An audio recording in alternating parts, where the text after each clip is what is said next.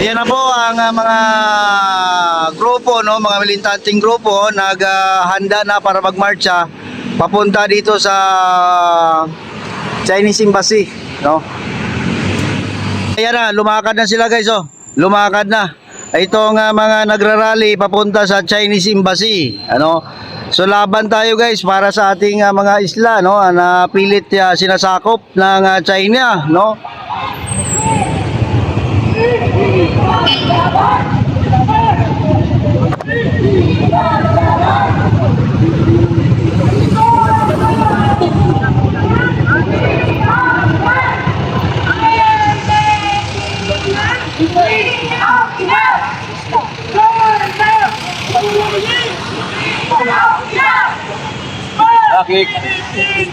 Oy, grabe ang tuto ko, rinigali.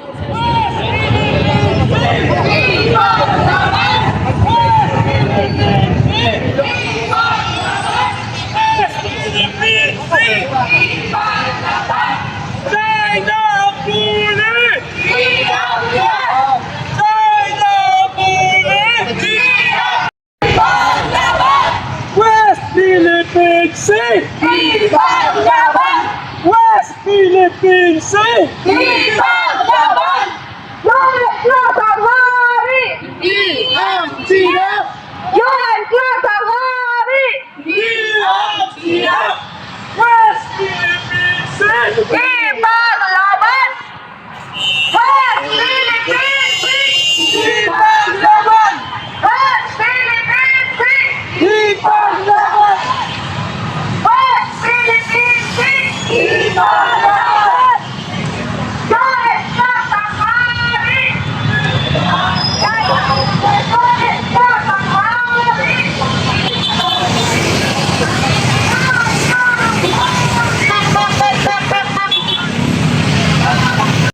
So ito na, nandito na tayo sa may harapan ng Chinese Embassy. No, kahit na maraming sasakyan, ano, pilit pa rin makalapit, ano, ito nga mga rallyista sa likuran, nandiyan ng mga kapulisan naman nagbabantay, ano. West Philippine Sea! Ipaglaban! West Philippine Sea! Ipaglaban! China ang huli! Ang Pinas! China ang huli! Ang Pinas! China ang huli! Ang Pinas! Mas malakas! Mas mabilis! China ang huli! Hindi ang Pinas! Magandang umaga po sa ating lahat mga kagrupo mula sa Filipino Student Youth Alyansa Bantay Kapayapaan, LIPI, Legal Dependencia Youth at Committee Runners for West Philippine Sea. Kami po ay nagkaisa po dito po sa harap ng China Embassy para po kontinuhin ang pagpupuli sa ating mga opisyalis at sa ating mga mamamayan na nangingista lamang sa West Philippine Sea. Kung kaya tinatakot nyo ang aming mga opisyalis, ano pa ang nararamdaman ng mga mamamayan na katulad namin? Kung mayroong nabubuong takot sa puso ng aming mga opisyalis, ng aming mga senador, ng aming mga Navy, ng aming mga Coast Guard, ano pa ang takot na mararamdaman ng mga normal na Pilipino lamang? Kaya nananawagan po kami sa China Embassy na pakinggan niyo po, galangin niyo po ang United Nations Law of the Sea na ang West Philippine Sea po ay sa Pilipinas. Wala pong 9-dash line sa mapa. Meron din pong arbitration journal na sinasabi doon na pasok sa EEZ ng Pilipinas ang West Philippine Sea. Bakit nyo kinakangkat ang West Philippine Sea na para sa mga Pilipino? Kaya po mahininta po ang aming grupo. Mga kasama ang harap tayo sa West Philippine Sea. Ay, sa China. Sa Chinese Embassy, mga kasama ang harap tayo. Ay karapatan din natin kahit pasok sa EEZ ang West Philippine Sea. Hindi sa pasok sa 9-dash line dahil wala pong 9-dash line sa mapa. Kaya mga kasama, tayo po ay nagtayo. Balik na! Kain! Kain!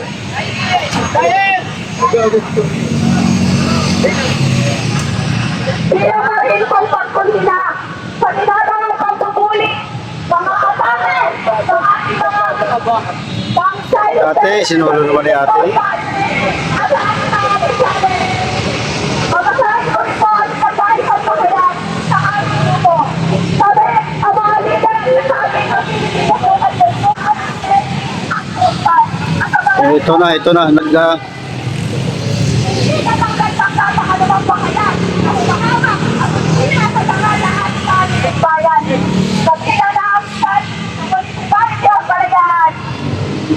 Sa tapat-tama, sa ginagawa pala ng kanilang mandato para sa bayan. Ang ganito mga pakayan ay hindi na magpapakita at hindi na papakita ng paggalang sa isang malayang bansa.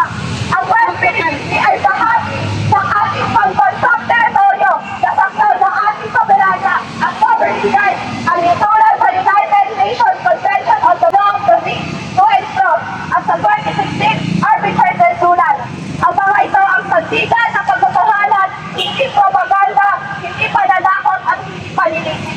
Sinusuportahan din namin ang mga hakbang ng pamahalaang bayan para sa kalayaan ng pagdudeklara ng persona non grata sa opisyal ng Chinese Embassy bilang malinaw na pagtutol sa mga pahayag na hindi katanggap-tanggap at laban sa paggalang sa lokal na pamahalaan. Patunay ito na ang Pilipinas ay hindi pasisiil at hindi matatakot sa anumang tayuhang kapangyarihan. Ang aming sama-samang pagkilos ngayon, kabilang ang daigin at gagawin din po namin pagpapakalbo bilang simbolo ng paninindigan, noise barrage at simbolo ng pagwasak ng karikatura bilang pagpulisa sa agresyon. Ay simboliko ang pinapakita na handa kami ipaglaban at ipagtanggol ang aming karapatan sa West Philippines at soberanya ng bansa. At simboliko ang pagpapakita ng pagtutol at pagtalantad sa mga idea at naratibo na pumapabor sa agresyon ng China. Ang mga ito ay nagpapakita na ang mamamayang Pilipino ay hindi mananahimik sa harapan ng pagkikipasok at pagtulong sa pananakot. Kung papalabasin lamang natin ang patuloy na pag-atake at papabasto sa ating unti-unti at magiging normal ang ganitong uri ng agresyon sa kabalayan ng publiko. Hindi namin hahayaang magtagumpay ang propaganda ng China laban sa isip at puso ng mamamayang Pilipino. At ang pagsuko ay hindi kailanman magiging opsyon ng sambayan ng Pilipino. Ang hangad namin ay kapayapaan at hindi digmaan. Nais namin makapamuhay ng walang pangamba ang aming mangingisda at pagampanan ng tungkulin ng aming estado sa West Philippine Sea. At ang 2016 Arbitron Award at igalang ang soberanya ng Pilipinas. Ito ang ating sandigan sa katotohanan na kailanman hindi magigiba. Kaya sa China, umalis sa West Philippine Sea para sa kapayapaan at demokrasya. West Philippine Sea! West Philippine Sea! China police! West Philippine Sea! Muli ako po si Quezon Albano, tagapagsalita po ng Pilipinas tulad ng tubig.